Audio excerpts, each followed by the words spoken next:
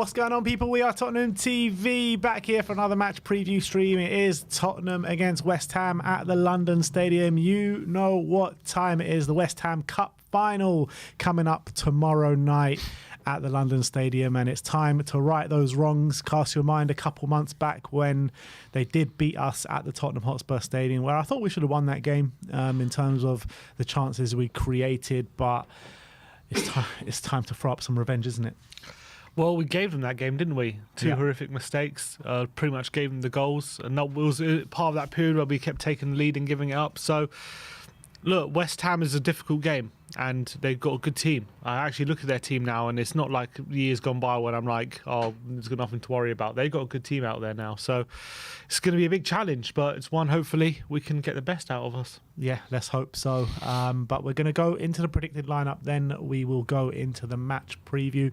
But let's start off talking about the predicted lineup. Ange has been speaking at his press conference today.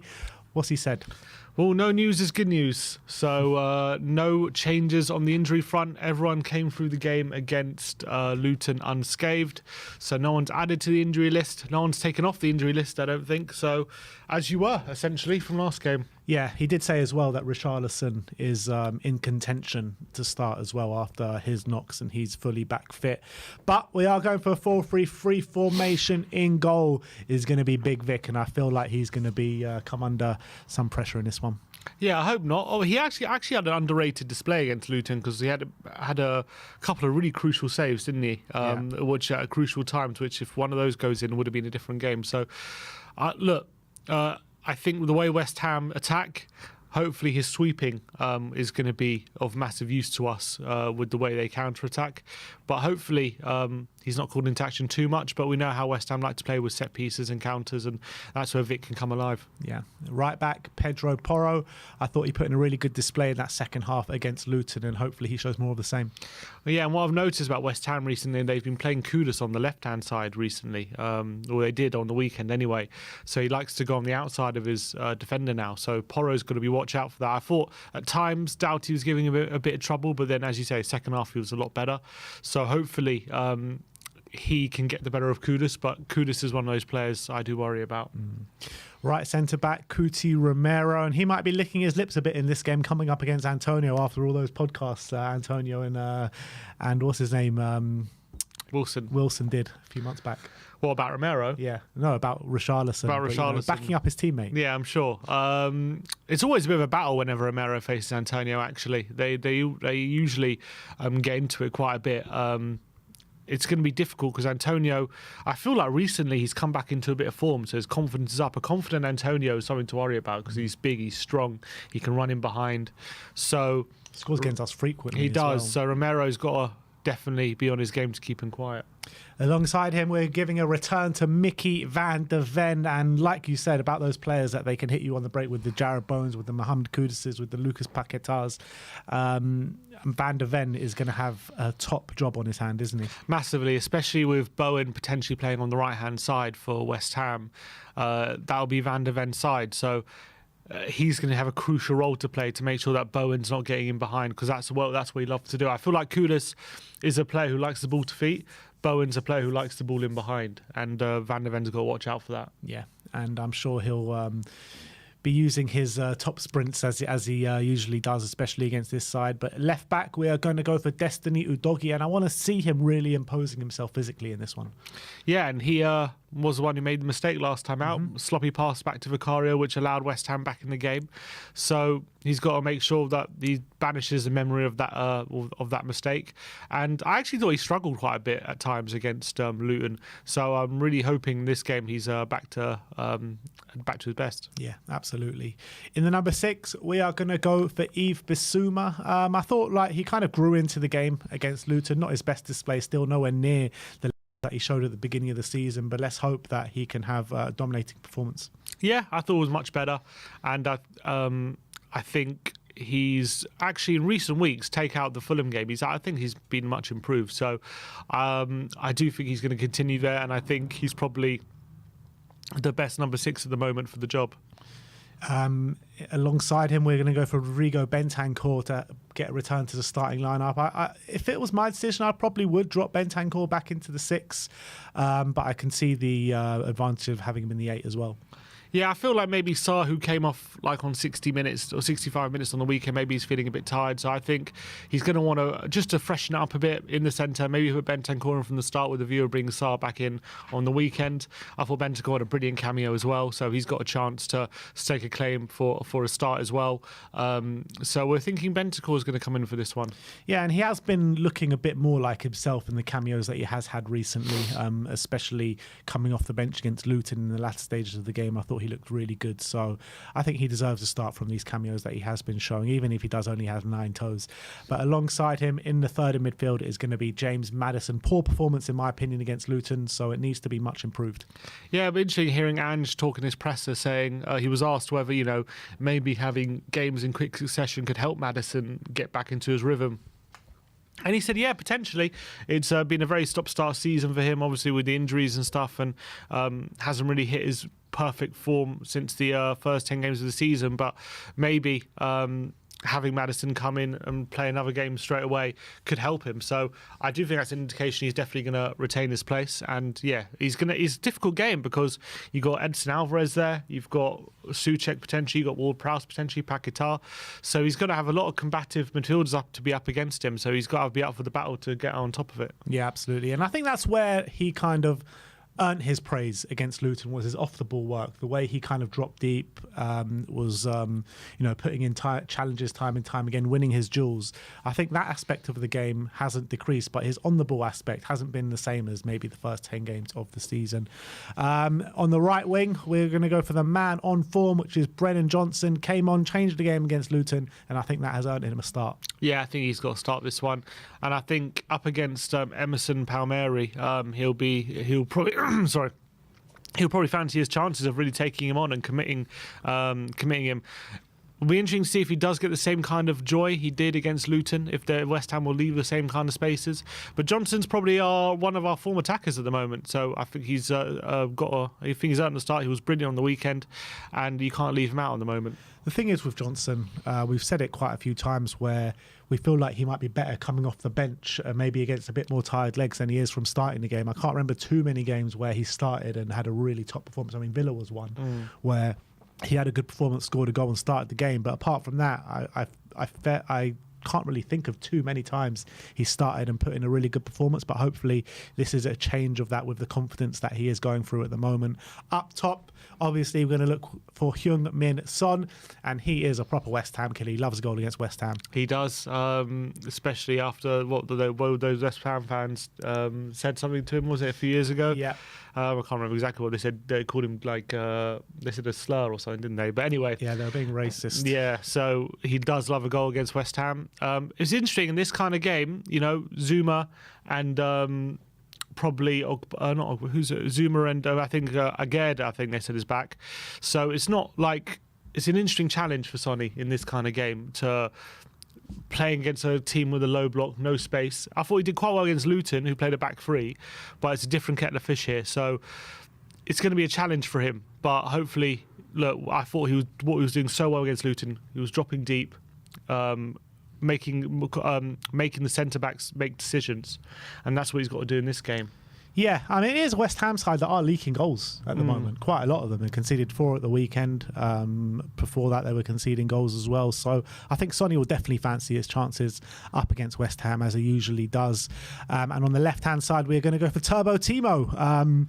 Look, he has been very hot and cold, Timo, but he gets in the right positions. He just needs to use that end product a bit better.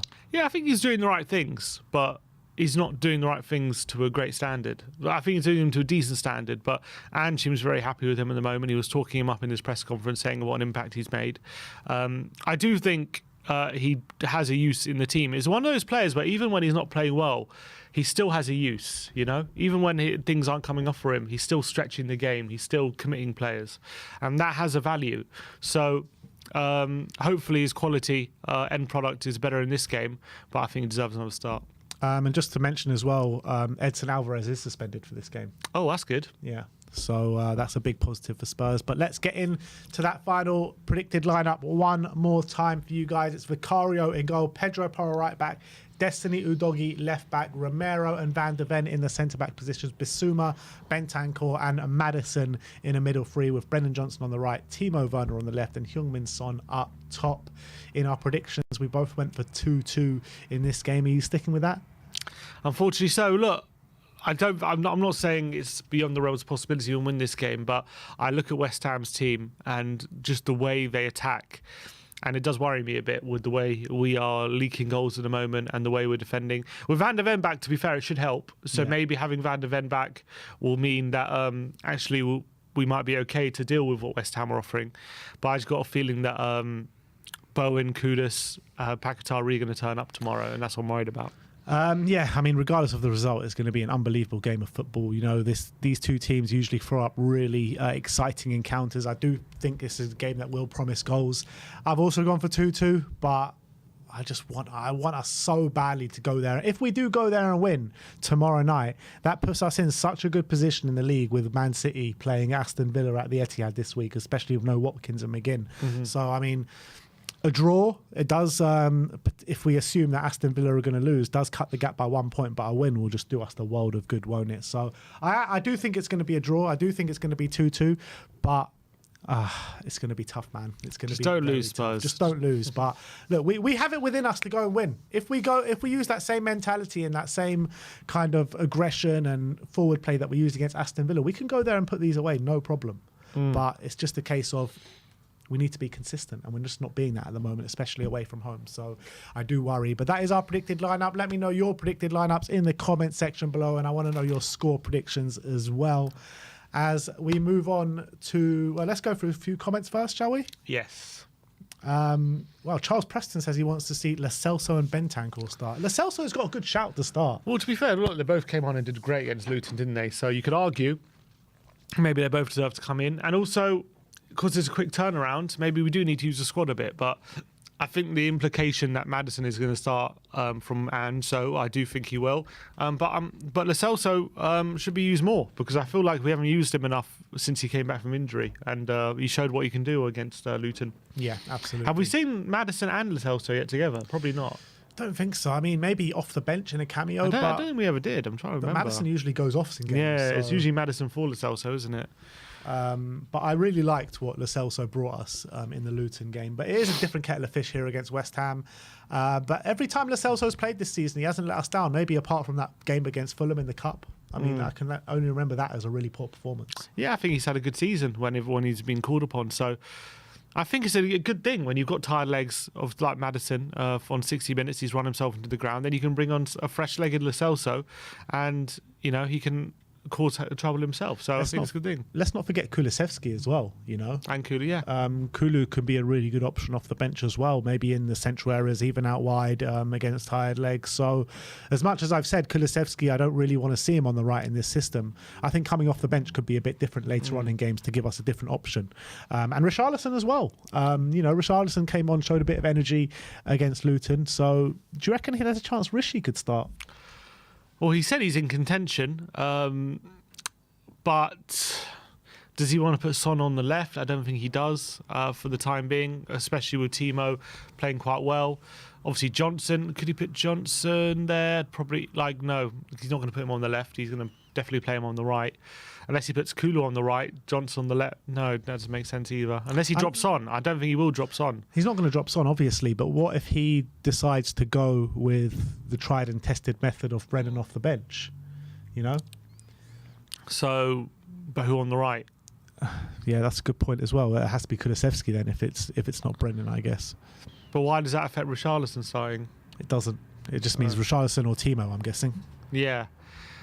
I guess he's in contention, but I think, Son scored and he had chances, and as long as Son is getting chances, I don't think he's going to want to take him out that number 9. It's if when those chances start to dry up, then you might say, okay, time to give Rishi a go. All right, well, let's get into our match preview. West Ham against Spurs. Time to right those wrongs. Time to burst those bubbles. Let's have a look at the form stories of these two teams in the last 5 games. I mean, West Ham finding wins hard to come by of recent weeks. They're such an up and down team, West Ham. A bit like Spurs, but even more so than Spurs, in my opinion. Only 1 win in their last 5 games. Last game, they went away to Newcastle, and it looked like at one point it was going to be a really good win away at Newcastle, and they just let it slip 4-3. Before that, a fairly good draw against Aston Villa, and then They should have won that game. They should have won, 100%. They played really well, and before that, against Burnley, they drew 2-2, but should have lost that game. So, I mean, I thought Burnley were by far the better side in that game, and West Ham were lucky to get away with one. So, you never know what you're really going to get with West Ham. Yeah, they're a tricky team to assess because trade. Sometimes I think they're one of those teams where. Obviously, Moyes has them playing a certain way, very compact, well organised, tough to play against. And they kind of it seems like they pick their moments to go forward. They're not a team that's like constantly going to attack. They're not a team that's always going to be in a low block, but it's almost like they go through periods in games. There'll be one period of game, you look at them, you're thinking, these guys are just going to park the bus. And then there'll be another period in the game where all of a sudden they're starting to press high a bit more and they're starting to put a bit more pressure on you. I think in general how they like to play is a bit transitional, defending organisation, being aggressive, and then as soon as they win the ball back, being very, very direct, hitting the space immediately with likes of Kudus and Bowen and Paquetá's quality as well, getting the ball forward as quickly as possible to their front players. And to be fair, it works well because they got very good front players. And as well, their defence isn't that great, I don't think. It's okay. He can make them solid. But the way they attack, as soon as they get the ball, just immediately into Kudus or immediately into Bowen, and that is what causes teams so much trouble. And as well, they can go long to Antonio. He can hold the ball up and he can run in behind and he runs the channels. So it is quite effective. I do feel like West Ham, with the players they have, could they be playing better football? Could they be doing something different than what Moyes is showing? I think there's a good argument to say that. I think there's a good argument to say the team he has is starting to outgrow Moyes. But Moyes would argue, look, we're 7th. We're not far off top 6. We're still in the Europa League.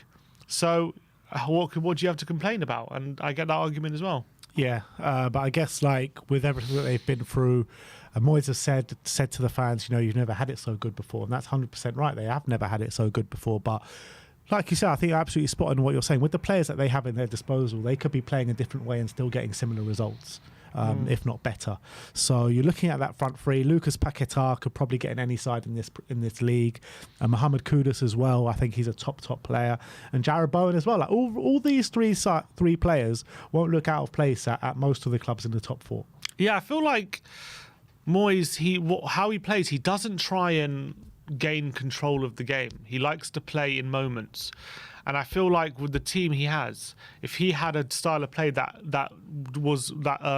prioritised a bit more controlling games, then I think their results might be a bit more sustainable.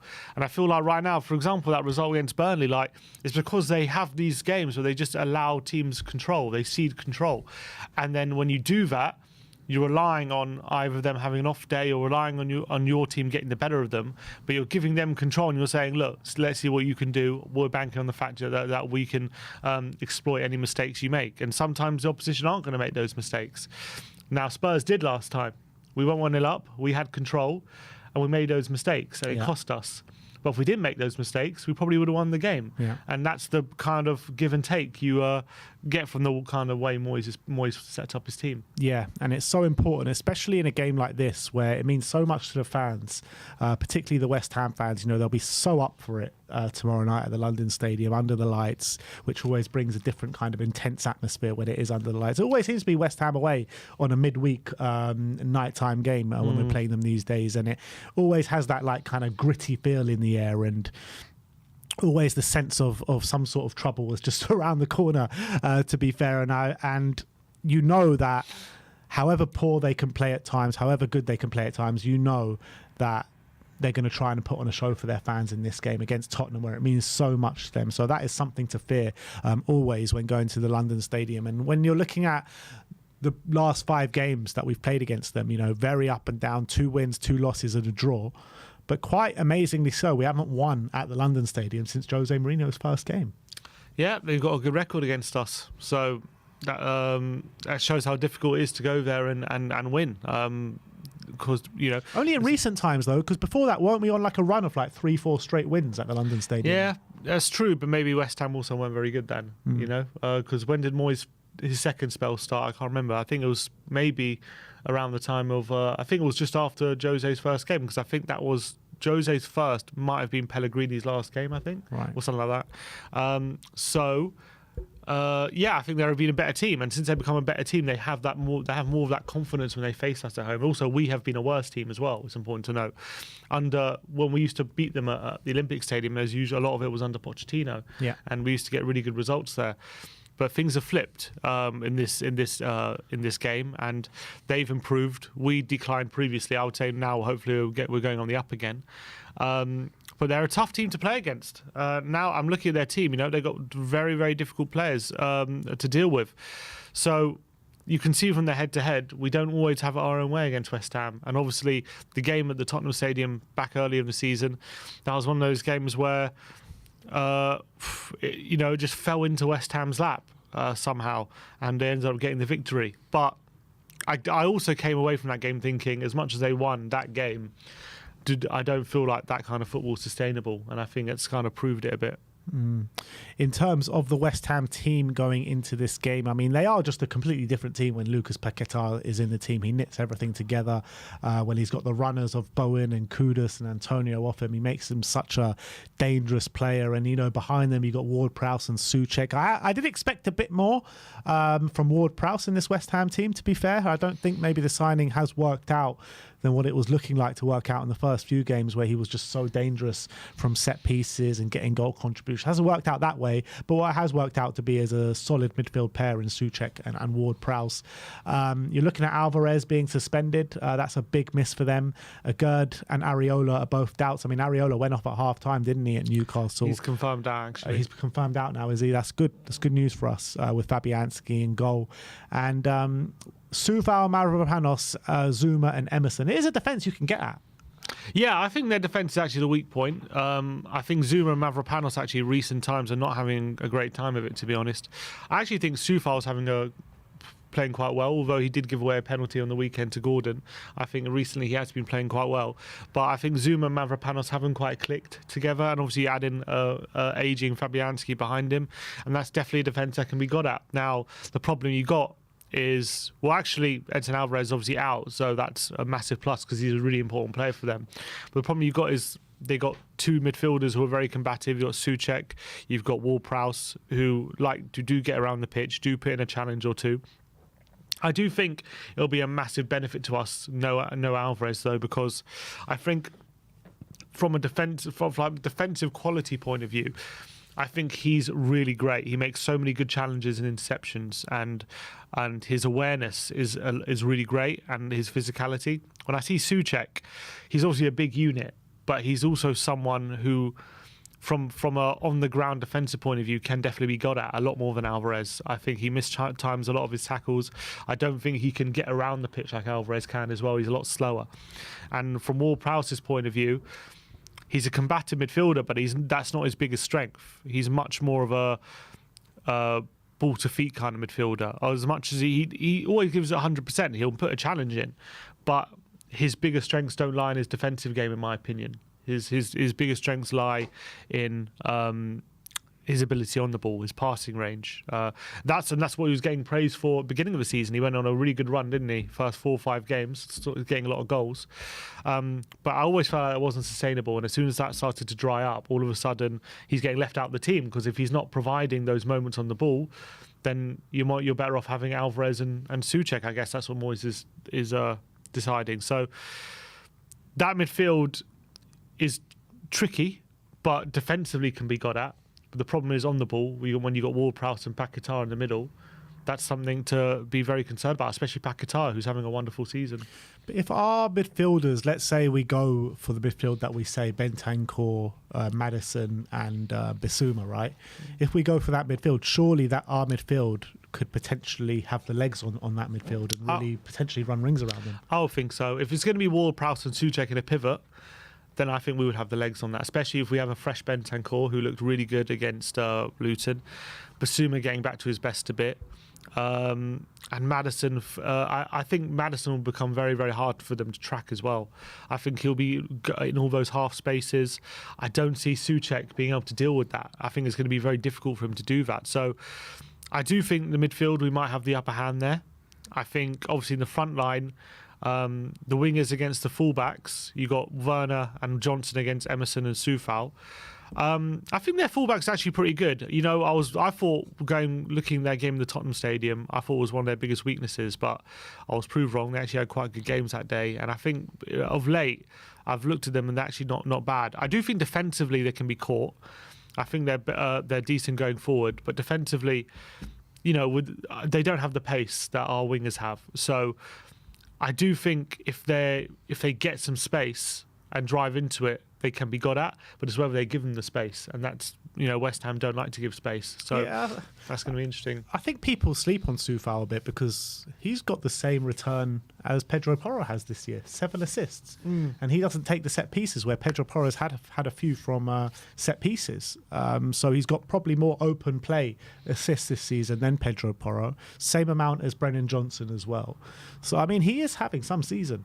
He's got good delivery from fullback. I don't think he's like as good as Porro when it comes to like his general play, like his on the ball passing ability and stuff like that. But when it comes to just naturally, like purely when he gets to the byline and his delivery from around the penalty area, it is pretty good. And I think he got an assist for Antonio against Villa with that diving header. That again falls from across from the right hand side. So he definitely has that delivery. He's capable of it. So we might have to make sure that whoever's playing, or if it's Werner on the left, he's tracking him, because if you allow Soufal that delivery, it's going to be difficult to stop Antonio in the box. Yeah, and look, like we say, they've got someone to aim at, as opposed to we don't really have someone to aim at to float those crosses in like that. We need the low-driven ones for Sonny to get on the end of, or Werner or Brennan to get at the back post. Let's talk about Kalvin Phillips, because it's always fun to talk about Kalvin Phillips at this time. But West Ham fans obviously don't seem very happy with him. He was seen swearing, put his middle finger up at the West Ham fans. I mean, we were speaking in one of our videos earlier on today I was saying that he's been flop of the season, and I don't think anyone comes close to him. I mean, what has gone wrong for him? Yeah, he's not had a good time at Man City. Pep's been calling him fat. He said he's not ready to play in his system. It's just, how long has he been at Man City now? Over a year. And I think he joined last summer, didn't he? Yeah, so 18 months. It's been a disaster. How many Premier League games has he actually played for them? Like a handful, probably. Yeah, not many. It's really been a terrible, terrible move. And then he gets this big move for West Ham, and I'm guessing the view is, you know, I'm going to go to West Ham. I'm going to start. Apparently he rejected a move to Juventus, apparently, to stay at West Ham. I think so. I think I read that. He rejected a move to Juventus, and because he wanted to stay in the Premier League and just make sure that he's catching the eye of Southgate in time for the Euros. Oh, he's catching the eye, all right. Yeah, the eye to stay away. Exactly. That's the problem at the moment. He really thought he would come to West Ham and it'll be the perfect kind of club to restart his career. And it's just gone the opposite way. If anything, his stock's probably never been lower. Had an absolute horrendous debut where he conceded. He made that mistake, didn't he? I can't remember who it was against, but he passed it straight to an attacker, and they scored. He's then, I think, has he been sent off in one of the games? That game was against Bournemouth. Yeah, he got sent off against Forest as well. He got sent off against Forest, and then against Newcastle, he comes on at 3-1 up, gives away a penalty, and has just a bit of a shocker, and then they end up losing 4-3. Really couldn't have gone any worse for Phillips. So I don't think he starts this game. I don't love him to start. I just think I don't think Moyes is going to want to put him under that kind of pressure in such a big game, because imagine he starts this game and it doesn't play well. The knives are really going to be out for him from the West Ham fans, because it's their cup final. So it's really going to be different. Like, they wouldn't be able to tolerate that. If he had a stinker at home to Spurs, I'd be his last game probably. So I think it's probably smart if he doesn't start him. Look, we all know as a player in there, we all know what a good player he was at Leeds, and the Euros of 2020, he was brilliant in that tournament. He was a star performer. He got player of the tournament, didn't he? From an England perspective. Was he England player of the tournament? Yeah, probably. I'm pretty sure he was England player of the tournament. And now, fast forward 4 years, Kobbie Mainoo's ahead of him in the pecking order. Yeah, and he's getting pelters by West Ham fans calling him useless, and he's putting his middle finger up. That's where his career's gone. I do feel that is the behaviour of someone who's feeling the pressure. Yes, that's the best way to put it. Feeling the pressure. It's a lot on him. Clearly, he's taking its toll. The fact he reacted that way shows that. And also maybe he's starting to lose a bit of self-belief. I think if you're assured in yourself and you have that self-belief that you're the player you were, and you're confident in that, I don't think you react like that. You let your football do the talking. But the fact that you thought that was his best course of action shows that he's got a lot of weight on his shoulders, it seems. So I do hope he gets back to his best at some point. Maybe not at West Ham, but I do hope he gets back to his best, because I do think he's a good player, but he's having a horrendous time. Yeah, absolutely. I thought it was very smart from Ange Postecoglou not to resist the temptation of playing Mickey van de Ven against Luton on the weekend. Now he's fresh with a few days more training behind him. Didn't play at the weekend, didn't even get 1 minute. And now we're going to need him so much. He's probably going to be one of our most vital players tomorrow night. Yeah, especially when you've got people like Bowen and Antonio running in behind and causing trouble, exploiting that space. You've got Antonio, who likes to run the channels. So even West Ham, even if they're not playing an accurate ball, what they'll do is they'll just put it into the channel and just let Antonio chase after it. So and they bank on him basically getting there first and being able to hold it up. And a lot of the time it does work. So the big element for Van de Ven is making sure when they do that, he's getting to the ball first and not giving him that opportunity. And they've got one of the best in-behind attackers in the league, in my opinion, in Bowen. I think he's such a threat in those situations, getting on the end of through balls. You even saw it on the weekend. Kudus played a lovely ball into him. He still had a lot of work to do, but he carried the ball about half the length of about 20, 30 yards and slotted it with his right foot. So Bowen is an exceptional threat. So I think that left-hand side, there's going to be a lot to deal with. Kudus on the other side is more of a ball-to-feet kind of player. He likes to take people on with his dribbling ability. So Porro's going to have his work out there. But in terms of the left-hand side, that's where a lot of the running in behind is going to happen, in my opinion. And so Van de Ven's got to be alert to that. Yeah, well, it's going to be an almighty battle tomorrow night at the London Stadium. It's time to burst those bubbles once and for all this season. And I can't stress how important this game is. Not only to put West Ham back in their place, but also in terms of the top four race. We've got two games now, this game and the Nottingham Forest game at the weekend. And then those big games start to come, the Newcastles, the Arsenals, the Liverpools. Man City is going to be later in the season now.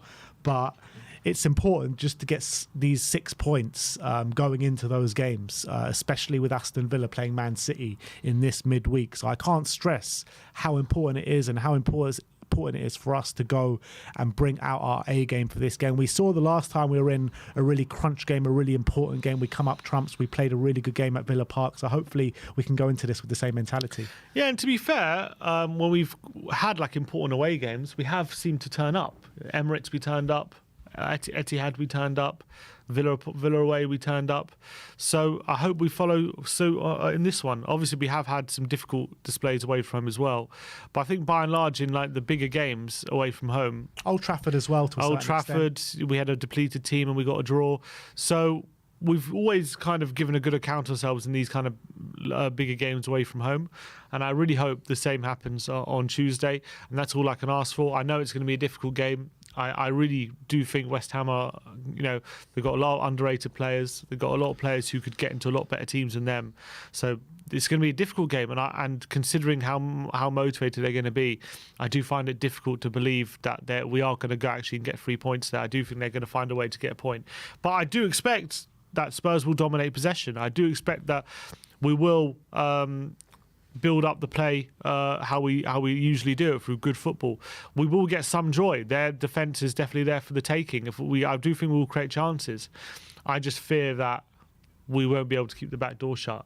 And with the talent they have in the front line, if we don't, they're going to exploit it. Yeah, I mean, we couldn't keep the back door shut against Luton. We ended up conceded after 2 minutes. I mean, if we concede after 2 minutes in this game, I do fear for us. I say this every game, and I'm going to say it again. I just want us to start fast for once. Bloody hell, please. Can we take the lead in the game in the first half? Like, we did against West Ham last time. Yeah, it's true, we did. But then Udogie just decided to, play Bowen through on goal. Yeah. Ridiculous stuff. So can we just go through a game without a mistake and without going behind in recent weeks? Like, we've won only 2 away games since the beginning of November. Like, how is that before then we were winning away game after away game? Like, what has happened to us away from home? Like, seriously. Well, we're a lot of that 3-0 loss against Fulham last time out. Yeah. Before that, we beat Villa 4-0. Then Everton happened. Then Man United happened. Then Brighton happened.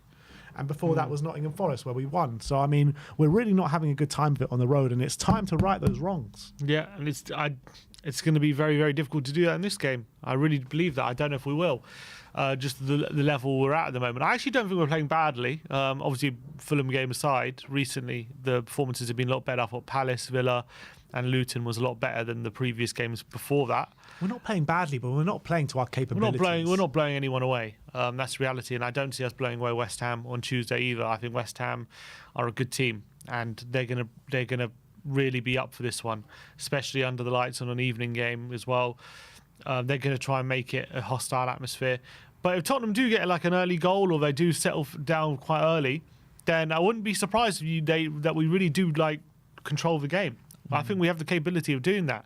You know, maybe it's very possible we could click into gear. Van der Ven is stopping those runs over the top. And then all of a sudden we're penning them in, and we're not allowing them out, because there will be a point where they're allowing us control of the game. They're in their deep block and they're giving us control, and they're going to say to us, hey, can you break us down?